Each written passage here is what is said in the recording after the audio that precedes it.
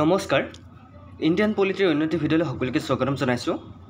আজিৰ প্ৰথমটো কোৱেশ্চন হৈছে অসমৰ মুঠ সংসদীয় সমষ্টিৰ সংখ্যা কিমান? Total number of parliamentary constituency in Assam. শুদ্ধ উত্তৰটো কমেণ্ট কৰিব।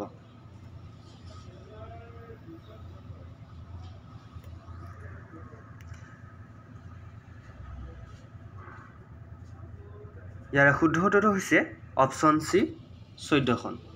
Okay, option C is a right answer. Question number 2, Assam লোকসেৱা আয়োগৰ নিয়মাৱলী জাৰি কৰা হৈছিল কিমান চনত?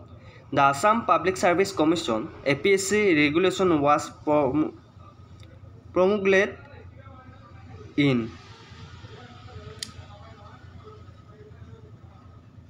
অসম লোকসেৱা আয়োগৰ নিয়মাৱলী জাৰি কেতিয়া কৰা হৈছিল? ইয়াৰ শুদ্ধ উত্তৰ হৈছে option C 1951। Okay, next question number 3, প্ৰথম অসম জিলাত দণ্ডাধীশ কোন আছিল? Who was the first Assam district magistrate? বহুত ইম্পৰ্টেণ্ট কুৱেশ্যন হয়। ইণ্ডিয়ান পলিটিৰ এই চিৰিজটো চাবলৈ আপোনালোকে বিশ্বাসী বন্ধু চেনেলটো ছাবস্ক্ৰাইব কৰি থ'বলৈ নাপাহৰিব। প্ৰথম অসম জিলা দণ্ডাধীশ কোন আছিল?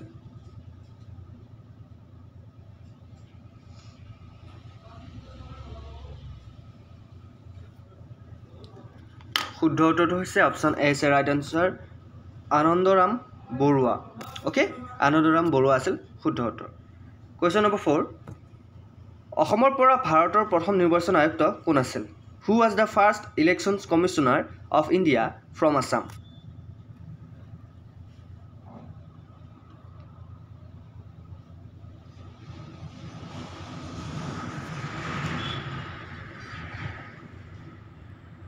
শুদ্ধ উত্তৰটো হৈছে option B is a right answer, Harishankar Brahma. কোন আছিল? হৰিশংকৰ বৰ্মা আছিল অসমৰ পৰা ভাৰতৰ প্ৰথম নিৰ্বাচন আয়ুক্ত।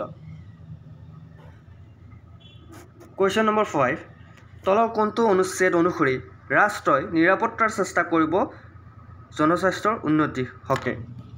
According to which of the following article the state shall try to secure the improvement of public health?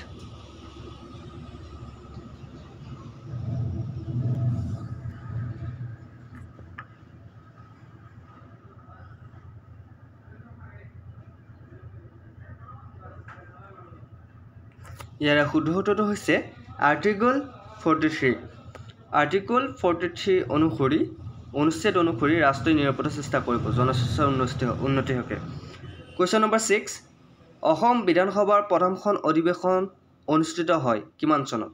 The first session of the Assam assembly was held in.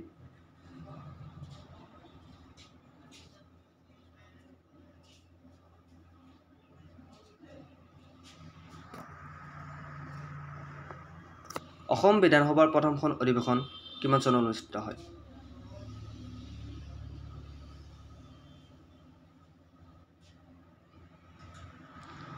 Option B is a right answer, 7 April 1937।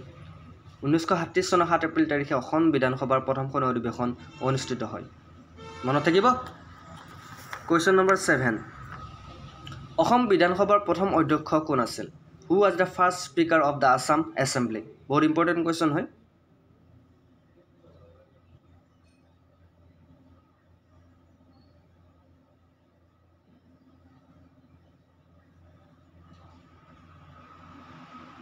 শুদ্ধ উত্তৰটো হৈছে বাবু বসন্ত কুমাৰ দাস আছিল অসম বিধানসভাৰ প্ৰথম অধ্যক্ষ। মনত থাকিব। Question number 8, অসমৰ প্ৰথম ভাৰতীয় ৰাজ্যপাল কোন আছিল? Who was the first Indian governor of Assam?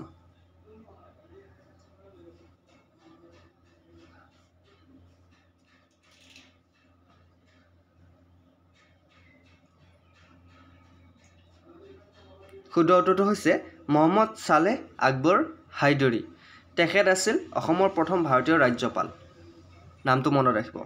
Question number 9, তলৰ কোনটোৱে ৰাজ্যৰ অধ্যক্ষ আৰু সদস্য নিযুক্তি দিয়ে? প্ৰশাসনিক ন্যায়াধিকৰণ।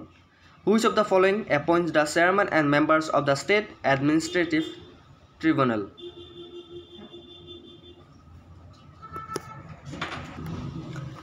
কুৱেশ্যন নম্বৰ 9, তলৰ কোনটোৱে ৰাজ্যৰ অধ্যক্ষ আৰু সদস্য নিযুক্তি দিয়ে? প্ৰশাসনিক ন্যায়াধিকৰণ। ইয়াৰ শুদ্ধ উত্তৰটো হৈছে option A is a right answer, president. ৰাষ্ট্ৰপতিগৰাকীয়ে ৰাজ্যৰ অধ্যক্ষ আৰু সদস্যক নিযুক্তি দিয়ে মনত থাকিব কুৱেশ্যন নম্বৰ 10 অসমৰ প্ৰথম উচ্চ ন্যায়ালয়ৰ মুখ্য ন্যায়াধীশ কোন আছিল who was the first chief justice of high court of Assam কুৱেশ্যনটো আকৌ এবাৰ শুনিব অসমৰ প্ৰথম উচ্চ ন্যায়ালয়ৰ মুখ্য ন্যায়াধীশ কোন আছিল who was the first chief justice of high court of Assam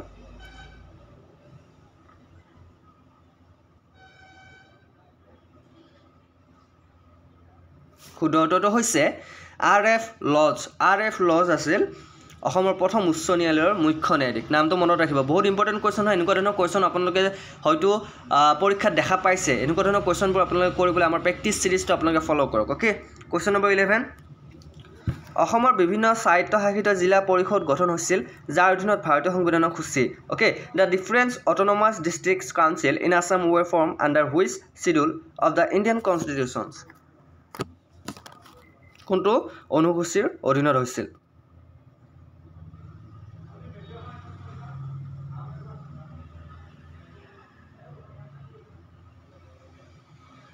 ইয়াৰে শুদ্ধ উত্তৰ হৈছে option B is right answer 6 schedule okay 6 schedule ষষ্ঠ অনুসূচী কুৱেশ্যন নম্বৰ 12 গুৱাহাটীৰ প্ৰথম আৰক্ষী আয়ুক্ত হিচাপে কাক নিযুক্তি দিয়া হৈছিল who was appointed as the first police commissioner of Guwahati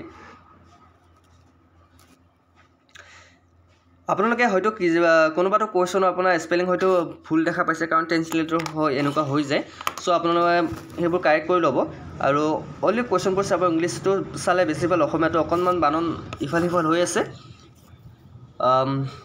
চ' সকলোকে মই অনুৰোধ কৰিছোঁ কুৱেশ্যনটো কিবা ভুল থাকিলে মোক কমেণ্ট কৰিব প্ৰথম আৰক্ষী আয়ুক্ত হিচাপে কাক নিযুক্তি দিয়া হৈছিল who was appointed as the first police commissioner of Guwahati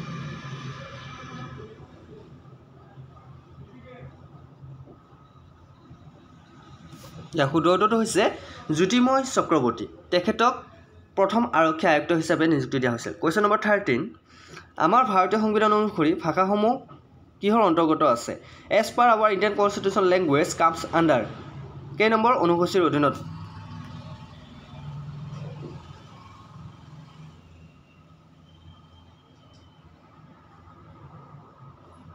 ইয়াৰ শুদ্ধ উত্তৰটো হৈছে 8 শিডিউল 8 নম্বৰ অনুসূচীৰ অধীনত কুৱেশ্যন নম্বৰ 14 কংগ্ৰেছ ৱৰ্কিঙলৈ নিৰ্বাচিত হোৱা প্ৰথমজন অসমীয়া নেতা কোন আছিল 1926 পৰা 27 চনত কমিটিত তেখেতে 1926 পৰা 27 চনৰ কমিটিখনত কংগ্ৰেছ ৱৰ্কিঙলৈ নিৰ্বাচিত হোৱা প্ৰথমজন অসমীয়া নেতা কোন আছিল who became the first Assamese leader to have elected to the Congress working committee in 1926-27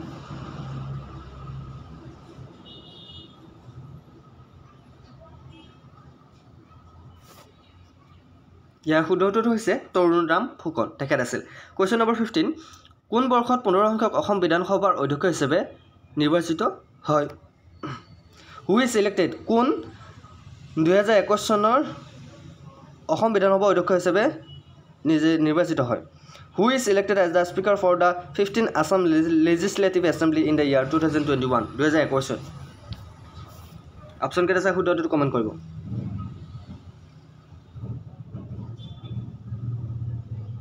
Yes, ইয়াৰ শুদ্ধ উত্তৰটো হৈছে বিশ্বজিৎ দৈমাৰী তো বন্ধুসকল সকলোকে ধন্যবাদ জ্ঞাপন কৰিছোঁ আজি ভিডিঅ'টো সকলোকে চোৱাৰ বাবে আপোনালোকে আমাৰ বিশ্বাসী মোটি চেনেলটো ছাবস্ক্ৰাইব কৰি নাপাৰিব এনেকুৱা ধৰণৰ ভিডিঅ' সদায় পাই থাকিব আজিলৈ মানে অন্য এটা ভিডিঅ'ত লগ পোৱাৰ প্ৰতিশ্ৰুতিৰে জয় হিন্দ জয় অসম